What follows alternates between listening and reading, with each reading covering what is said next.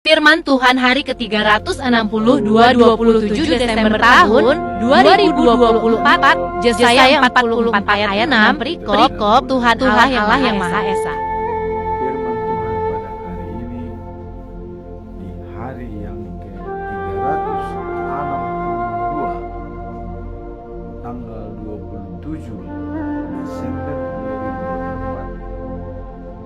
2024, diambil dari kitab Yesaya pasal 44 ayat yang ke-6 dengan perikop Tuhan Allah yang Maha Esa. Atau ayatnya adalah, beginilah firman Tuhan, Raja dan Penebus Israel, Tuhan semesta alam. Akulah yang terdahulu dan akulah yang terkemudian. Tidak ada Allah selain daripadaku. Dan bacaan pagi diambil dari Lukas pasal 2 ayat 1 sampai dengan 14. Perikop kelahiran Tuhan Yesus.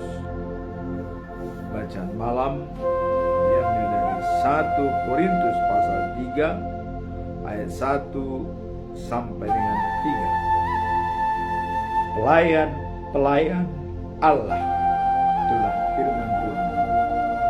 Ketiga bagian.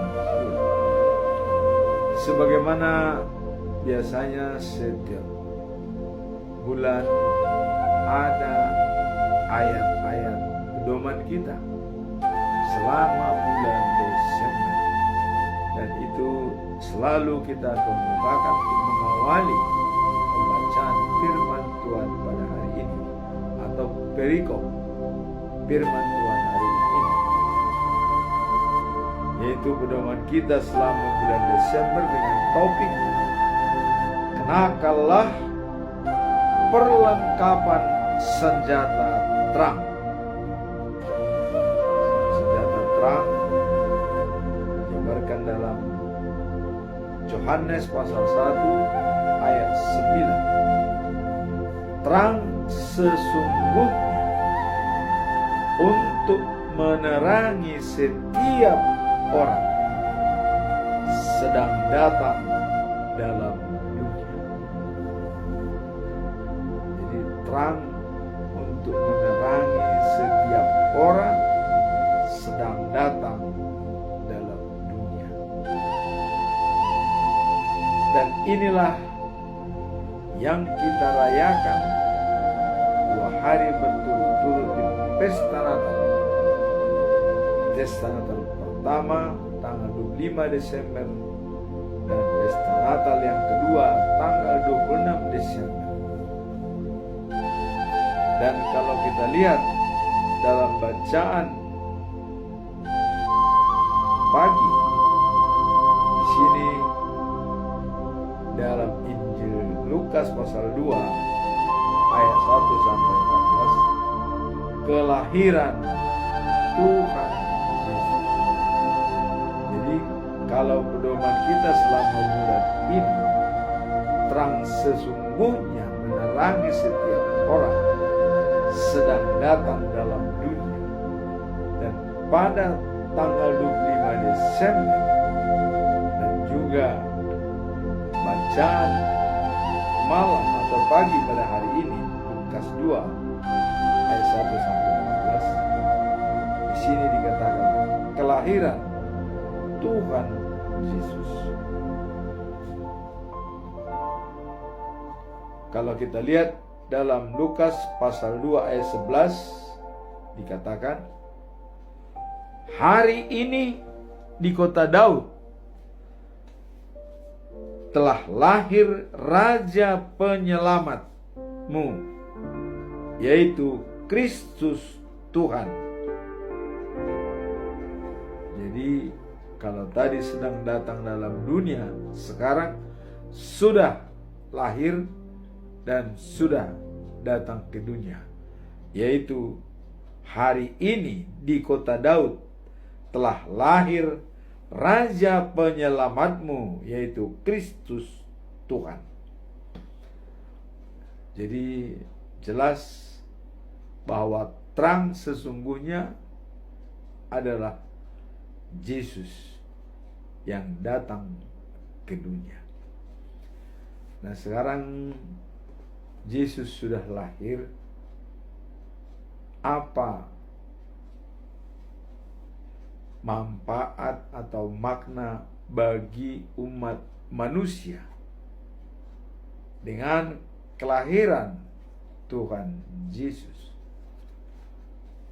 Kita melihat dalam Injil Matius, ya, pasal 3 ayat 17, ya,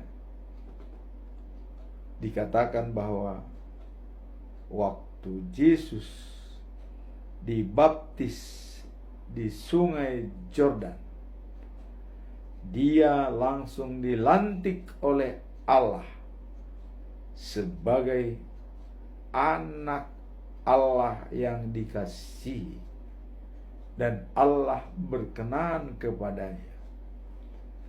Kalau kita lihat dalam Injil Matius pasal 3 ayat 17 dikatakan bahwa inilah anakku yang kukasihi, kepadanya aku berkenan, dia menyenangkan hatiku. Jadi kalau kita lihat perikop hari ini, Tuhan Allah yang Maha Esa. Nah, di sini Yesus lahir dan dilantik oleh Allah sendiri pada waktu dia dibaptis. Inilah anakku yang kukasihi dan kepadanya aku berkenan. Berarti kalau kepadanya Yesus Allah berkenan, itu berarti Yesus adalah bersatu dengan Allah, dan Allah bersatu dengan Yesus. Berarti kekuatan Yesus juga adalah kekuatan Allah. Dan dikatakan tadi di sini adalah dia adalah Alfa dan Omega. Dan tidak ada Allah selain daripada Yesus, daripada dia. Apa yang mau kita lihat dalam permasalahan ini? Berarti semua umat manusia harus menyembah dia.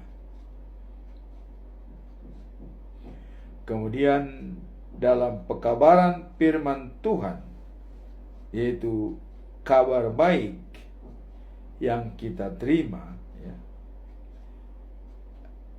Yesus adalah sebagai terang dunia. Kalau kita lihat dalam Yohanes pasal 8 ayat 12, akulah terang dunia. Barang siapa mengikuti aku, dia tidak akan berjalan dalam kegelapan, dan dia akan berada dalam terang kehidupan. Terang dunia. Tadi terang sesungguhnya yang menerangi manusia sedang datang dalam dunia. Dalam Lukas pasal 2 ayat 11, hari ini terang itu telah lahir. Kemudian di sini dikatakan, akulah terang dunia. Artinya terang yang melawan kegelapan, dia sudah datang ke dunia. Sehingga barang siapa mengikuti dia tidak akan berjalan dalam kegelapan, melainkan dia berjalan dalam kehidupan, hidup dalam terang. Kemudian kalau kita lihat dari dia sebagai roti hidup, dia atau Yesus sebagai roti hidup, dan ini dikemukakan pada saat selesai memberikan makan 5.000 orang. Yesus mengatakan kepada orang-orang, janganlah kalian bekerja untuk mencari roti yang bisa habis dan bisa busuk, tapi bekerjalah untuk mencari makanan yang tidak akan bisa busuk dan tidak akan habis sampai selama-lamanya. Nah, sehingga banyak yang mengatakan, berikanlah itu kepada kami, kata pengikut-pengikut Yesus. Yesus mengatakan, akulah roti hidup. Barang siapa datang kepadaku tidak akan kelaparan. Barang siapa percaya kepadaku tidak akan kehausan. Jadi roti kehidupan itu adalah Yesus. Jadi antara haus dan lapar itu bisa diselesaikan. Datang kepada Yesus dan percaya kepadanya, itu sudah terpenuhi. Artinya dalam spiritualitas kita dijamin oleh Yesus untuk hidup yang kekal dan sejati. Itulah gambaran bahwa Yesus mengatakan, akulah roti hidup, katanya. Ya. Barang siapa datang kepadaku tidak akan kelaparan selama-lamanya.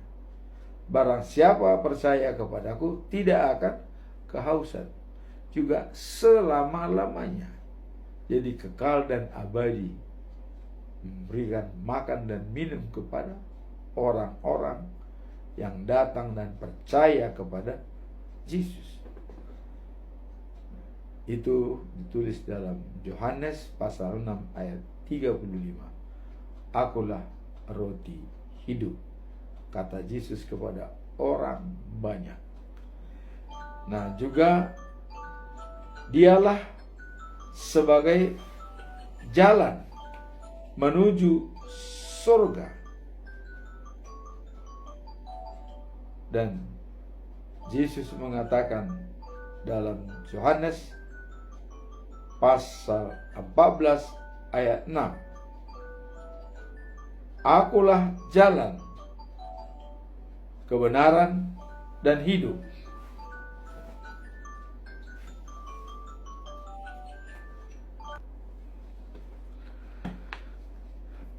Dalam Yohanes pasal 14 ayat 6 dikatakan, akulah jalan, kebenaran, dan hidup. Tidak ada sampai kepada Bapa tanpa melalui aku. Artinya, ya, tadi dia sebagai terang, sekarang dia sebagai jalan menuju Bapa. Tanpa melalui dia tidak bisa sampai kepada Bapa. Inilah kebesaran daripada Tuhan Allah. Tidak ada Allah lain seperti dia. Dan dia tadi kata adalah Alfa dan Omega, awal dan yang terakhir. Kemudian dia sebagai kebenaran firman Tuhan. Di mana kebenaran firman Tuhan dikatakan dalam Yohanes 1 ayat 1, pada mulanya adalah firman. Dan firman itu ya, bersama-sama dengan Allah. Dan Allah sendiri adalah merupakan firman. Jadi Yesus datang ke dunia adalah berdasarkan firman.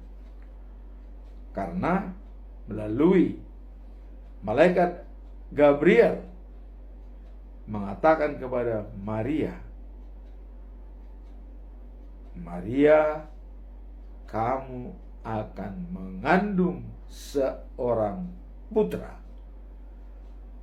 dan namanya adalah Yesus. Jadi itu juga berdasarkan firman yang menyampaikan pesan dari Tuhan Allah melalui malaikat Gabriel. Jadi kebenaran firman itu adalah Yesus anak Allah dan dia adalah juga sebagai Allah.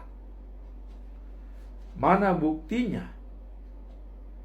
Pada waktu Yesus mengatakan, akulah jalan, kebenaran, dan hidup. Tidak ada seorang pun sampai kepada Bapa tanpa melalui aku.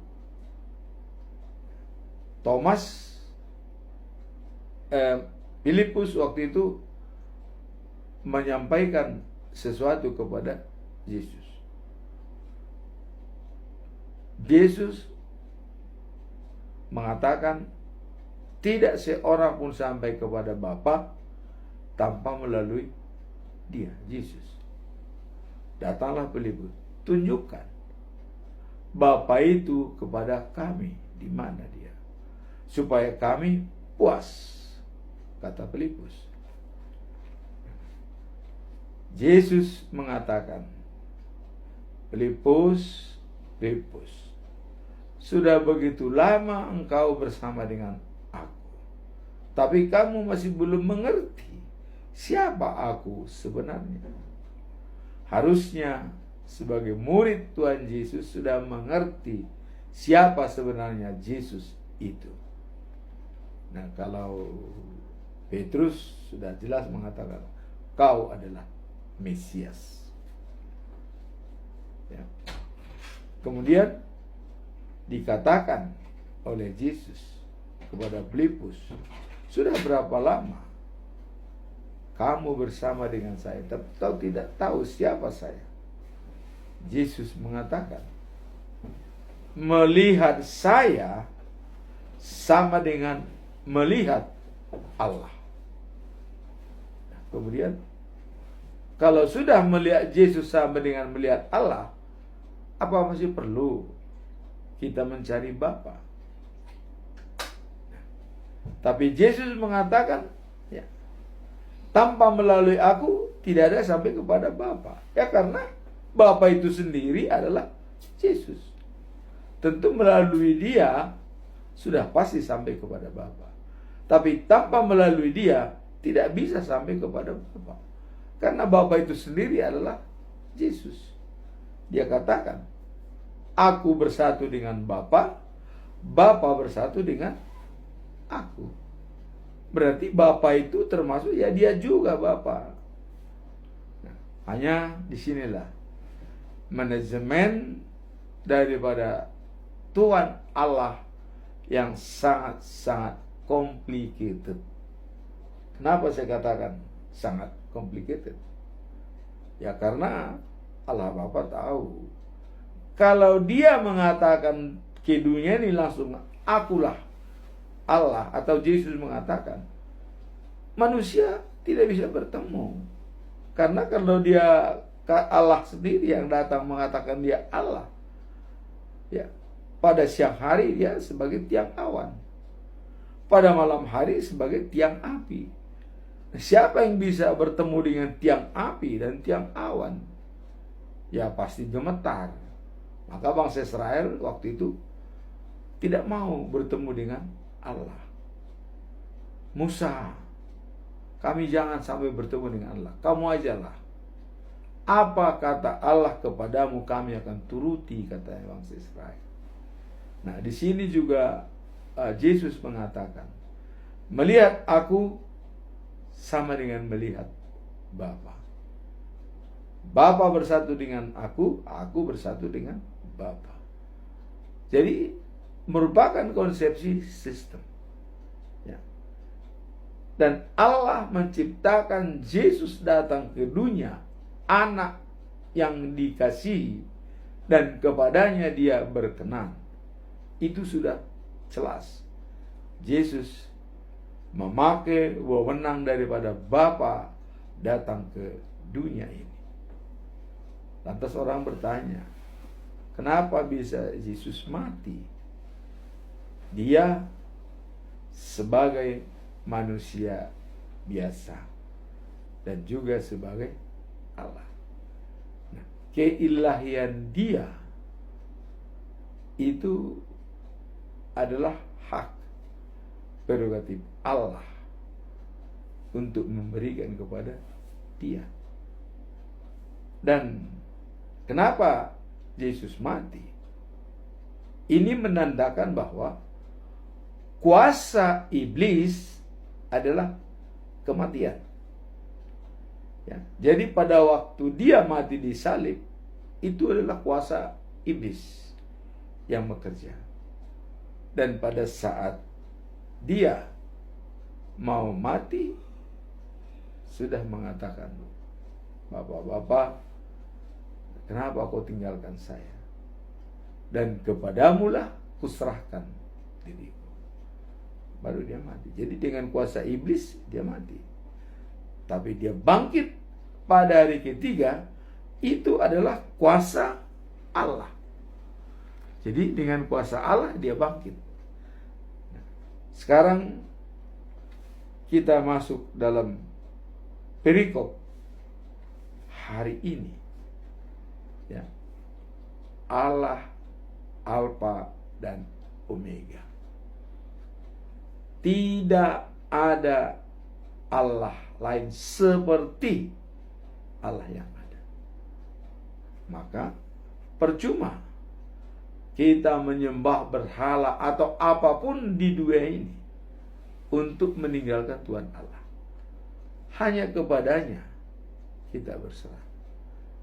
Tidak ada artinya kita menyembah ilah-ilah lain, ya, berhala, atau kita percaya kepada dukun, atau meminta kekuatan kepada dukun, atau segala macam.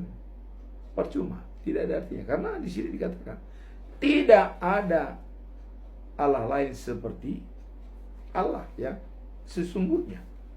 Ya, kita lihat nih. Beginilah firman Tuhan, Raja dan penebus Israel. Kenapa dikatakan penebus Israel? Karena Israel sudah bobrok pada waktu habis dari pembuangan di Babel. Waktu dibuang di Babel, Israel sangat terpuruk.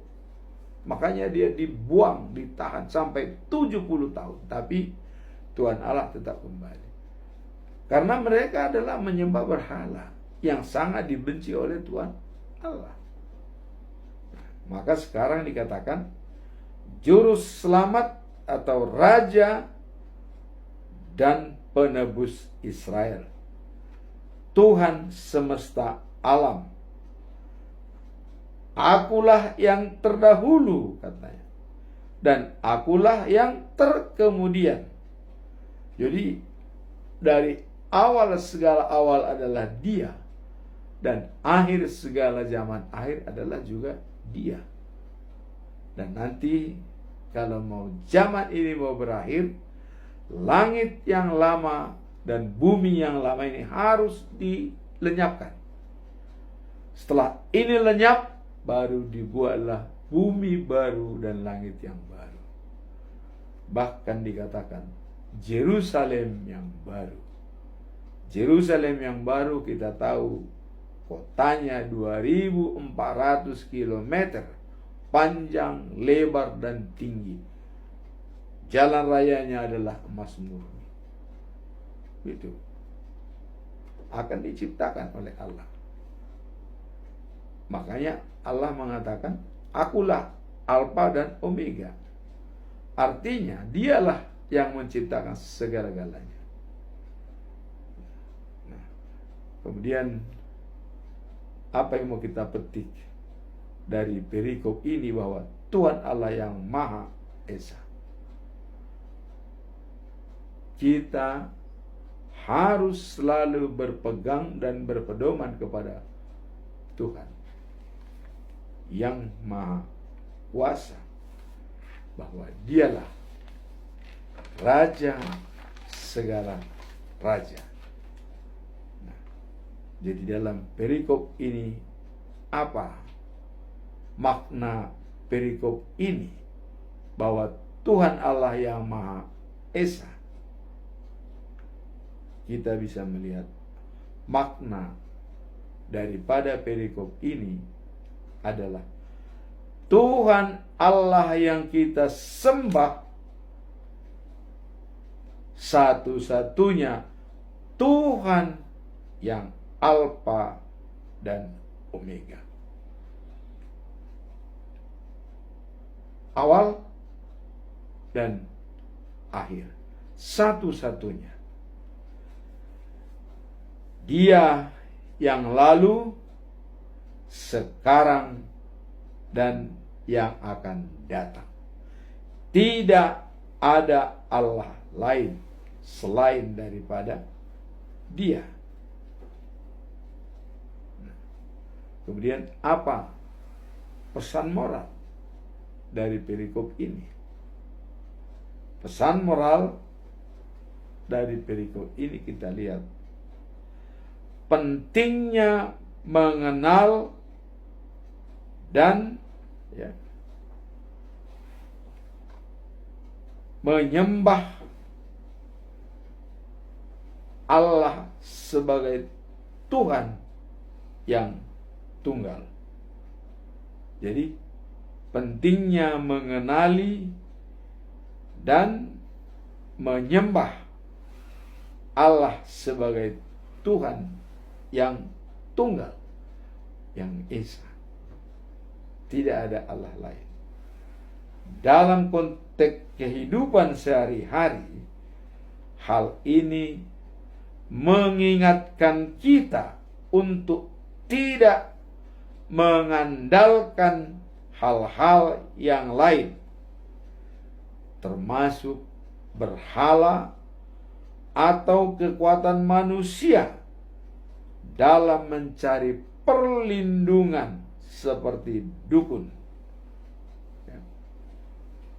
dan petunjuk hidup seperti dukun, hanya dalam Allah kita menemukan kebenaran dan keselamatan sejati, kekal dan abadi. Kalau kita melihat otoritas itu juga telah diberikan kepada anak Allah, yaitu Yesus. Sewaktu dibaptis, dia dilantik sebagai anak Allah, dan Allah berkenan juga kepadanya, dan juga dia sebagai Alfa dan Omega. Kita lihat, kalau kita baca dalam Titus pasal 3 ayat 6 sampai dengan yang ke-7, Allah mencurahkan rohnya kepada kita dengan perantaraan Yesus Kristus, Raja Penyelamat dunia. Supaya apa? Supaya oleh rahmat Yesus kita berbaik kembali dengan Allah dan kita mendapat hidup sejati dan kekal yang kita harapkan. Itulah. Jadi sebagai kedatangan juru selamat ke dunia ini adalah untuk memperbaiki hubungan kita dengan Allah, ya. Mengembalikan ke titahnya atau ke awalnya, supaya kita berbaik dengan Allah. Maka Yesus mengatakan, akulah jalan, kebenaran, dan hidup. Tidak seorang pun sampai kepada Bapa tanpa melalui aku. Maka dengan kedatangan Yesus adalah memulihkan hubungan manusia dengan Allah. Nah sekarang hubungan kita sudah dipulihkan. Apa yang harus kita laksanakan? Pentingnya kita bersandar dan mengandalkan segala kekuatan kita kepada Allah, karena Dialah yang memberikan hidup kekal dan sejati. Sekarang kita masuk dalam bacaan pagi, yaitu Lukas 2 ayat 1 sampai 15. Kelahiran Tuhan Yesus. Nah, ini adalah menceritakan bagaimana kelahiran Tuhan Yesus dan juga gembala-gembala yang menyembah, dan pengumuman yang diberikan oleh Tuhan adalah kepada gembala. Kenapa kepada gembala disampaikan berita kelahiran itu? Mereka adalah sederhana, dan apalagi mungkin gembala itu dikucilkan daripada orang-orang. Tapi penghargaan kepada gembala diberikan oleh Tuhan Allah. Apakah karena nenek moyangnya Yesus juga, Daud adalah gembala, mantan gembala. Daud adalah dari gembala, dipilih menjadi raja. Nah, sehingga di sini pun dengan kelahiran Tuhan Yesus diumumkan kepada gembala-gembala. Jadi secara psikolog, hubungan emosional antara gembala dengan gembala memang ada kaitannya.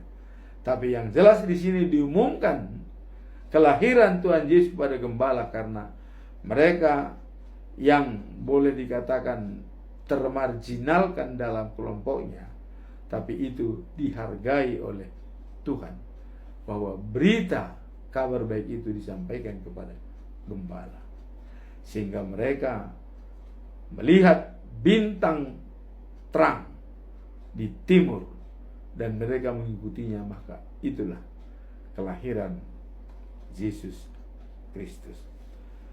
Nah, kemudian dalam Lukas 2 ayat 1 sampai 4 ini, kira-kira apa maknanya dan pesan moral dari ayat tersebut? Kita melihat bahwa makna perikop ini adalah menggambarkan momen penting kelahiran Yesus Kristus dan pengumuman, ya,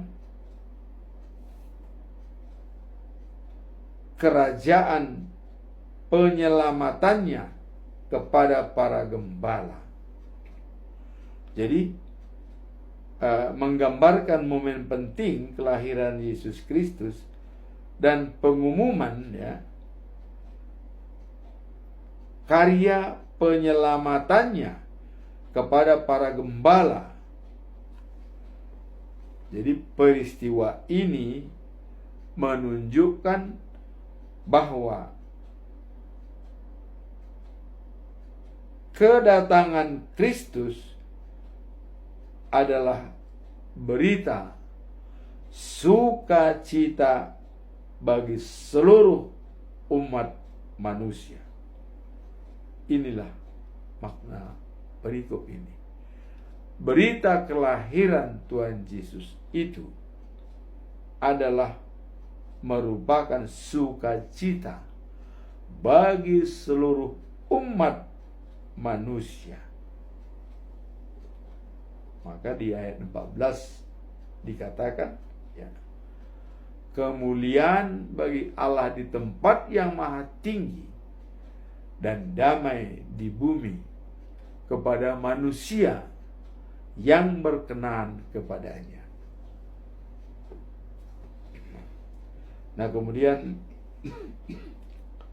mengenai berita sukacita ini disampaikan kepada seluruh umat manusia tanpa membeda-bedakan status sosial atau latar belakang dari mana mereka. Sebab kita lihat, orang yang berada dalam kegelapan pun itu dipakai oleh Tuhan untuk pemberitaan firman Tuhan. Seperti contoh, Paulus dulu dia adalah menghina orang Kristen, menganiaya orang Kristen, dan mencari alasan untuk membunuh orang Kristen. Tapi sekarang, setelah itu dia hidup dalam terang, menjadi pembela Yesus Kristus sebagai saksi dalam pemberitaan firman Tuhan. Maka Paulus mengatakan, habis gelap terbitlah terang. Nah, kemudian pemilihan gembala, penyampaian kabar baik adalah karena gembala itu dianggap rendah, ya, dan dikucilkan masyarakat.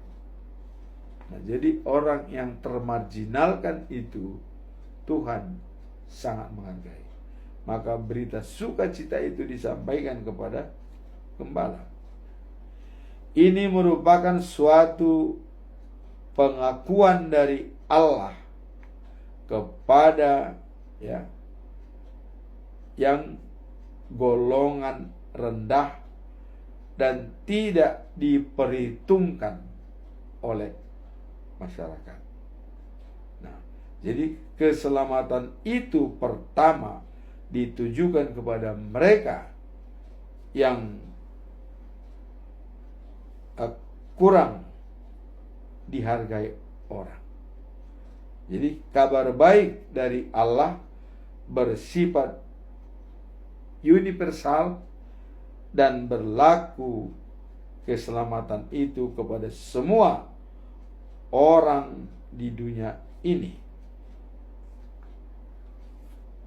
Jadi dengan demikian bahwa berita sukacita itu ditujukan kepada semua orang tanpa kecuali, ya, diberikan, dan bahkan penghargaan diberikan oleh Tuhan kepada orang yang termarginalkan, yaitu gembala, yang boleh dikatakan dia nggak rendah oleh orang-orang. Tapi kepada mereka lah berita sukacita itu, penyelamatan dunia itu disampaikan, dan mereka sangat bahagia sekali. Pada awalnya mereka sangat ketakutan dengan melihat cahaya terang bagi mereka. Tapi malaikat mengatakan, jangan takut, telah lahir bagimu penyelamat dunia, juru selamat dunia, yaitu Yesus.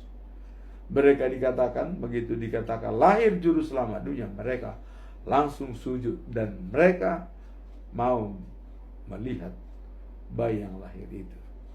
Akhirnya ditujukan kepada tandanya, lihat dia berbaring di palungan, itulah Raja Penyelamat itu, di kandang domba, ya, di palungan. Nah, itulah kelahiran Tuhan Yesus yang diberitakan dalam bacaan pagi. Sekarang kita melihat bacaan malam, ya. Diambil dari 1 Korintus pasal 3 ayat 1 sampai dengan 3. Ini pelayan-pelayan Allah. Kita lihat dalam ayat 3. Kalian sebenarnya saya tidak dapat berbicara dengan kalian seperti dengan orang yang mempunyai roh Allah. Saya hanya dapat berbicara denganmu seperti dengan orang lain, ya, yang masih hidup menurut keinginan dunia, seperti dengan seorang yang masih dalam kepercayaan kepada Kristen. Jadi seperti dengan seorang yang masih banyak dalam kepercayaan juga, ya, kepada Kristus. Jadi dengan demikian, kalian sebenarnya, saya tidak dapat berbicara dengan kalian seperti dengan orang-orang yang mempunyai roh Allah. Apa makna daripada Paulus menyatakan ini? Paulus menjelaskan tentang perbedaan antara orang yang masih remaja dalam iman dan mereka yang sudah dewasa dalam rohani. Dikatakan, dahulu saya hanya dapat memberitakan kepadamu, ya, dan bagi bukan orang dewasa, sebab kalian belum cukup kuat untuk itu. Tetapi sekarang pun, ya, kalian masih belum kuat menurut, ya, secara manusia. Artinya, ya, dengan memberitakan firman Tuhan, ada istilah orang belum dewasa secara rohani, walaupun dia sudah besar, tapi dalam pengertian untuk pemberitaan firman Tuhan, dia belum secara dewasa menerima apa ajaran-ajaran yang benar itu. Nah, disinilah Paulus mengatakan, ini menunjukkan bahwa tidak semua orang dapat memahami dan menerima ajaran Tuhan dengan cara yang sama, tergantung pada kedalaman iman dan pengertian mereka. Jadi artinya tidak bisa disamaratakan pengajaran firman Tuhan itu kepada semua orang, karena ada yang masih belum bisa menerima, tapi ada yang sudah kuat. Ini dilihat daripada iman, diukur daripada iman mereka, sejauh mana dia bisa menerima firman Tuhan. Nah, maka dalam pengajaran, kata Paulus, tidak bisa disamaratakan kepada orang-orang yang belum cukup dewasa secara rohani dalam pemberitaan firman Tuhan. Harus dibimbing dan dibina dengan baik. Nah, kemudian dia bilang, orang-orang Korintus itu masih bersifat duniawi dan terpengaruh oleh pertikaian serta disintegrasi, ya, dalam komunitas mereka, sehingga Paulus merasa perlu berbicara kepada mereka seperti kepada anak-anak.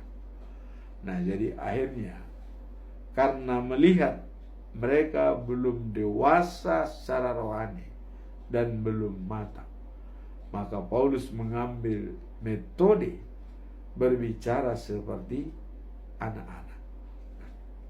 Inilah tugas daripada pelayan-pelayan firman. Jadi tidak bisa membuat sama rata pengajaran agama Kristen kepada semua orang. Harus kita lihat sejauh mana dia mengerti iman, bagaimana dia cara menjabarkan iman.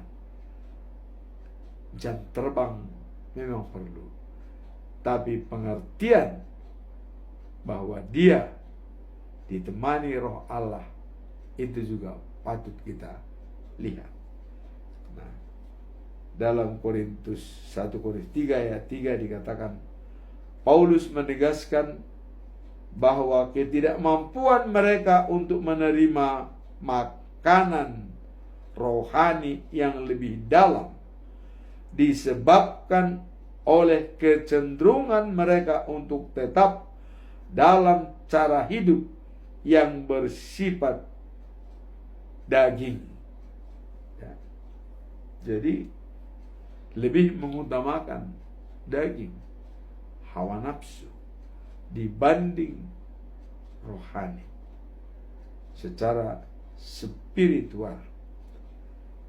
Nah, kemudian pengalaman iman kita harus tetap berkembang dan bertumbuh dengan bimbingan Roh Kudus untuk memahami ajaran Tuhan dengan lebih mendalam lagi. Jadi kuncinya adalah bimbingan daripada Roh Allah untuk memahami rahasia daripada ajaran-ajaran Kristus.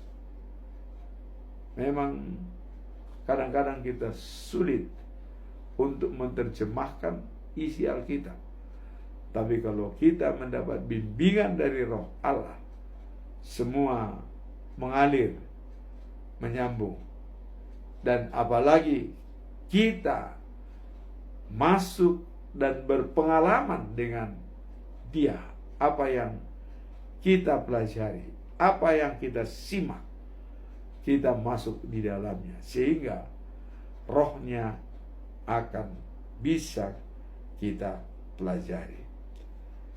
Nah, sekarang apa pesan moral dari ayat ini?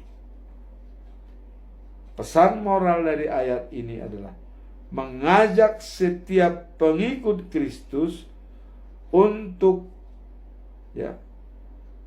menginterpretasikan diri, dan mengevaluasi perkembangan iman mereka. Jadi menginterpretasikannya, mengintrospeksi diri dan mengevaluasi perkembangan iman. Jadi kita perlu melihat sejauh mana sebenarnya kemampuan kita dalam menerima pelajaran, dan ada evaluasi. Evaluasi ini artinya sejauh mana kita menganalisa kebenaran firman Tuhan. Nah, kemudian dalam kehidupan sehari-hari kita dihimbau untuk terus bertumbuh dalam pengetahuan akan firman Tuhan, agar tidak terjebak dalam konflik yang terlibat oleh kedamaian yang hanya bersifat sementara dan dangkal. Artinya kedamaian itu tidak permanen, tapi hanya bersifat sementara dan dangkal, atau mungkin sebagai pura-pura damai, padahal hatinya lain. Nah, disinilah dikatakan kita harus jeli melihat itu. Nah, sekarang kita lihat apa kesimpulan kita dalam perikop ini. Di awal tadi adalah Allah yang Maha Esa, satu-satunya Tuhan yang memberikan harapan dan penghidupan kepada kita. Karena Dia adalah awal dan akhir. Tidak ada yang lain. Berarti kita harus selalu bergantung kepada dan bersandar kepada Dia. Karena Dia penguasa secara keseluruhan. Nah, kemudian kelahiran Yesus Kristus sebagai terang dunia untuk menerangi kita, agar kita dapat memahami arti yang sebenarnya kelahiran Tuhan Yesus untuk menyempurnakan kita dan membuat kita berbaik kembali dengan Allah, berdamai dengan Allah melalui Yesus Kristus. Dan terakhir pada perikop ini adalah pelayan-pelayan firman harus mengerti dalam menerapkan kepada siapa kita memberikan pelajaran. Karena tadi dikatakan banyak orang belum dewasa secara rohani, walaupun dia sudah besar, tapi secara rohani belum dewasa. Kenapa? Karena roh Allah belum menemani dia, dan masih banyak keinginan duniawi yang dipakai, atau masih terpengaruh oleh konflik, sehingga dia masih belum bisa dewasa menerima firman Tuhan.